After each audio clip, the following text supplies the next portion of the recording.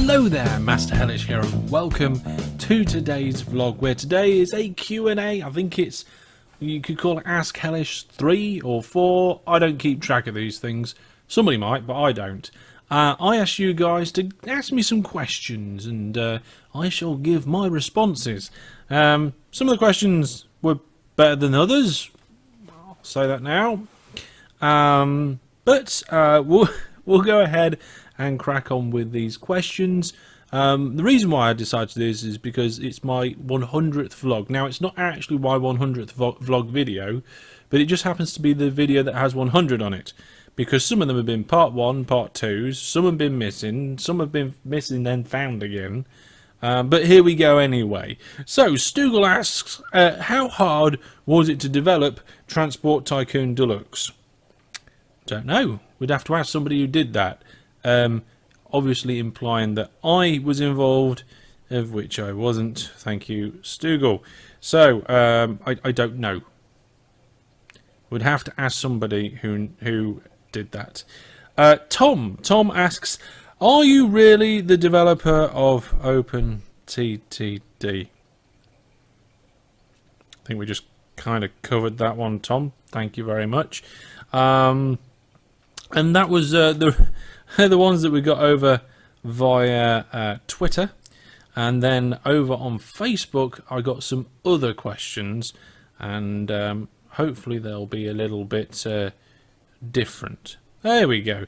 So, what was your first ever computer game What was the first ever computer game you played? It depends how you define computer game. PC game, computer game. So if we go back, my first computer experience was Pong, I think. But we're going back now before I can really remember properly. I remember a grey console, grey controller with a little orange stick. But I don't actually really remember playing it. I think I was too young. The first thing that I remember properly was I had a ZX Spectrum Sinclair. And it had a lot of cool games with it, none of which worked. The only real games I got to work was Harrier Attack, which was probably the first game I ever completed, because I think I actually did a level on that once. One level. Once. It was good, it was fun, and then the other one is Horace Goes Skiing.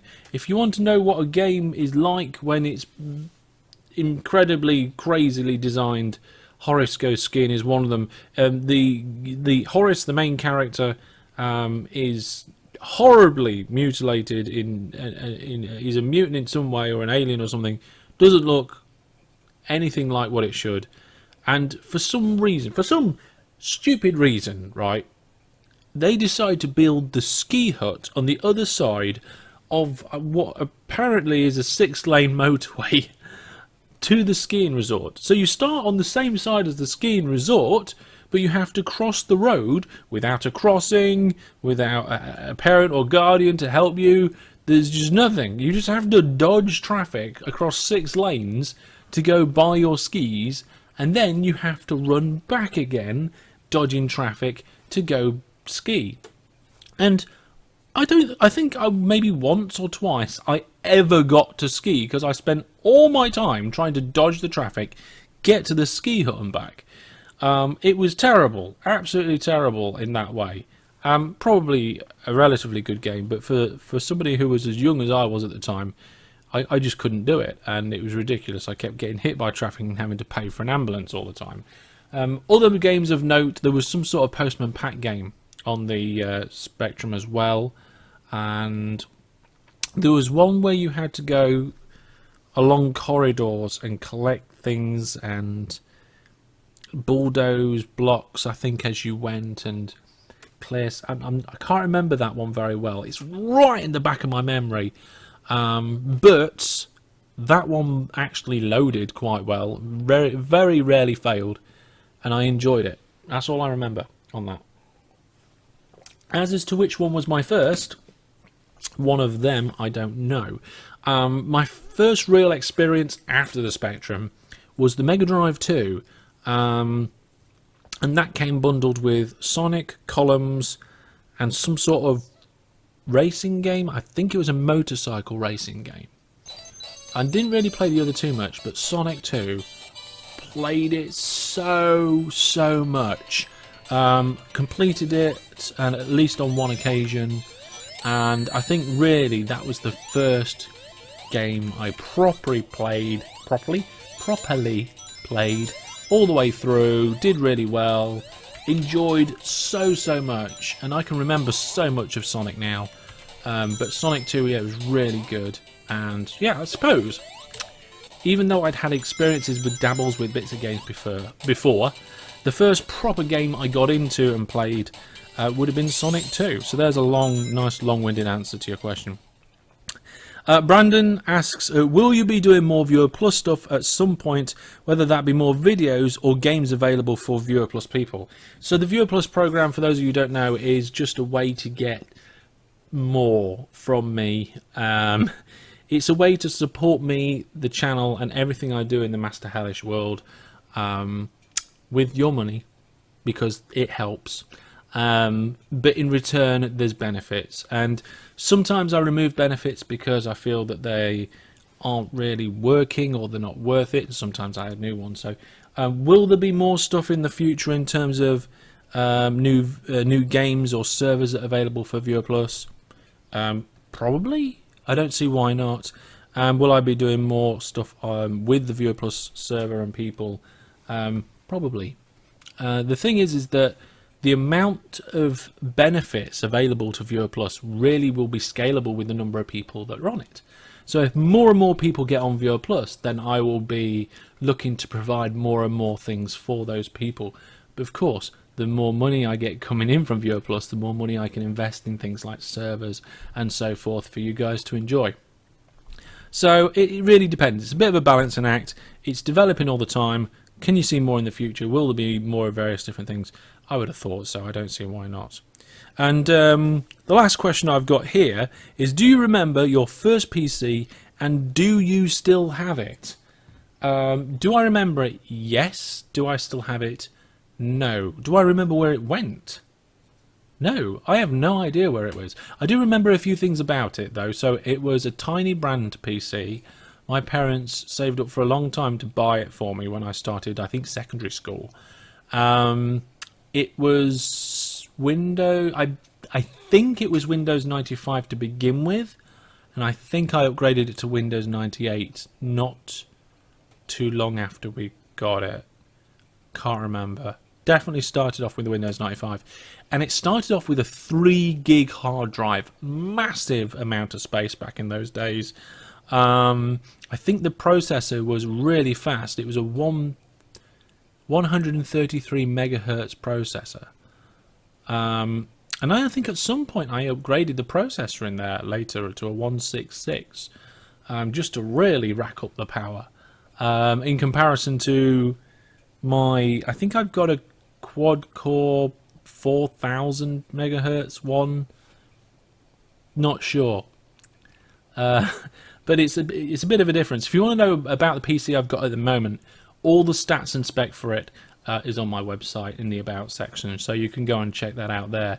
But yeah, I do remember it. We did have it for quite a while, and then that was a family PC though, so I don't know whether that counts. The first PC I owned was actually a hand-me-down from my then girlfriend's father, I think it was. He had an old PC and some bits, and he put it together and let me have it, and I put it in my room, and I think that is where I really started to play OpenTTD, because for the first time I could relax in my room and play and in fact back then it wasn't OpenTTD back then, and I've got one here which I managed to acquire off eBay a little while ago. It was Transport Tycoon Deluxe. It wasn't the open source version of the game that we play today. And this one here says that it's Transport Tycoon with World Editor. it was originally made by, well, not made by, but published by Microprose. This isn't the one that I had originally. This, like I said, it's one I got off eBay. I don't know where the original one I had went. I wish I knew. But this one here is near mint. It's got a fantastic manual.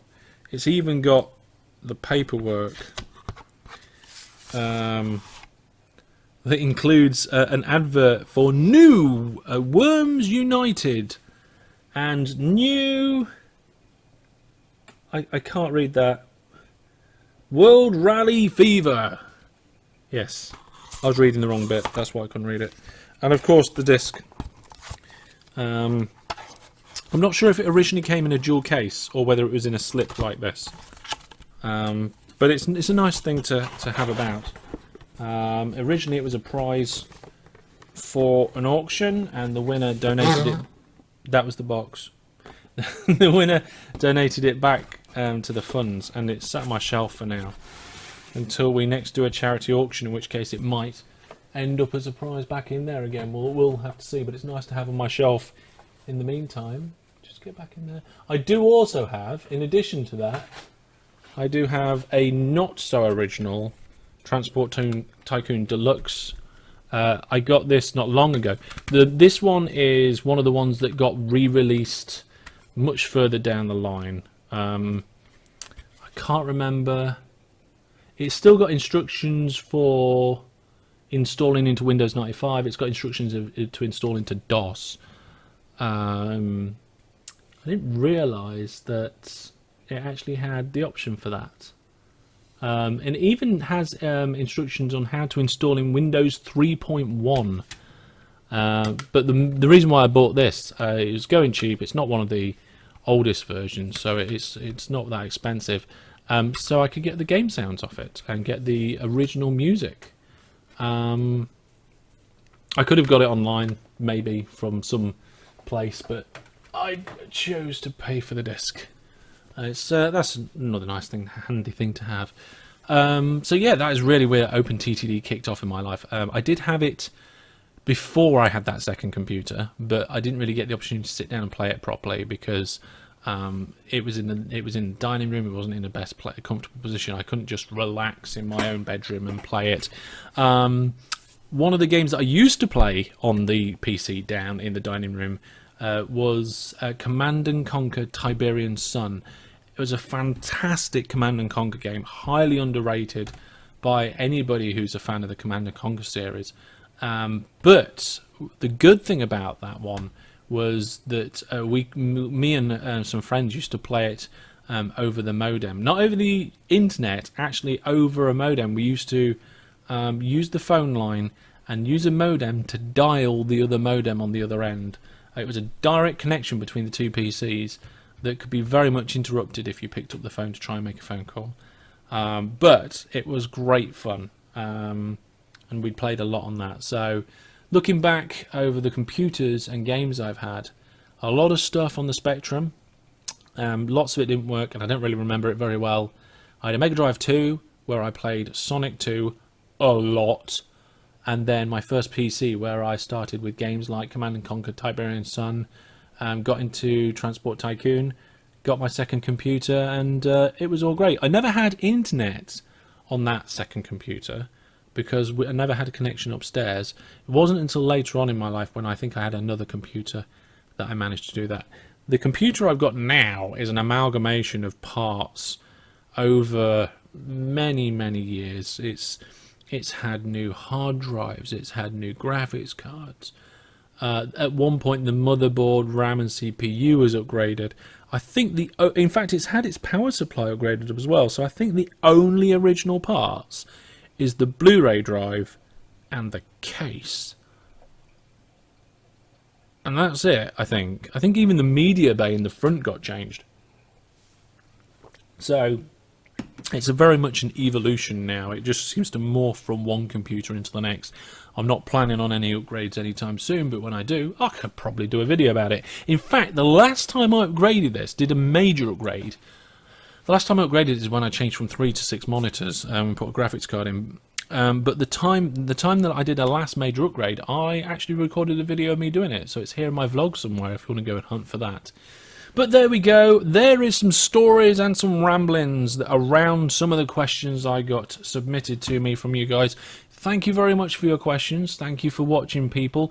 I will see you sometime soon for more vlogs, more action, more gaming and stuff. If you want to know more about everything that I do, don't forget to go to my website and choose one of the social medias to follow me on so that you can keep up to date with things like comment of the month and, well, no, more interesting things than that, game giveaways and events and stuff.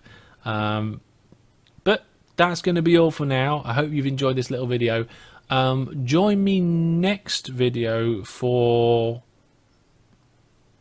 The next one's a bit of a semi-announcement sort of thing and the beginning of possibly a mini-series of videos. Tune in next week for that one. But for now, from me, take care and goodbye.